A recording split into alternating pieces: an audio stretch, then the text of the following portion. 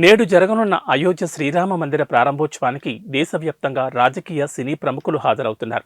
ఇప్పటికే కొందరు అయోధ్యకు చేరుకోగా మరికొందరు ఇవాళ ఉదయం అక్కడికి చేరుకుంటారు. టీడీపీ అధినేత చంద్రబాబు, జనసేన అధినేత పవన్ కళ్యాణ్, సూపర్ స్టార్ రజనీకాంత్ కూడా అయోధ్యకు చేరుకున్నారు. అయోధ్యలో టీడీపీ అధినేత చంద్రబాబు ఇప్పటికే పలు ఆలయాలను సందర్శించారు. పండితులు చంద్రబాబును సత్కరించి తీర్థ ప్రసాదాలు అందజేశారు. 500 ఏళ్ల ఎదురుచూపుల తర్వాత ఈ కల సాకారమవుతోందని జనసేన అధినేత పవన్ కళ్యాణ్ వ్యాఖ్యానించారు.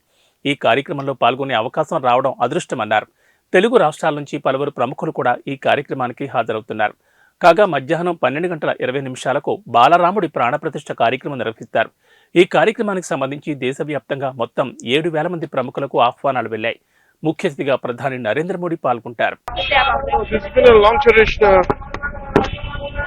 Prayer of everyone for the last 500 years. I think finally it is coming into reality.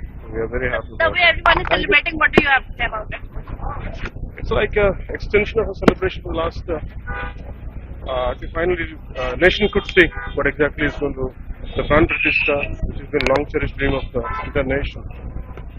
So I'm very glad that I'm a part of this. Thank you. Thank you so much.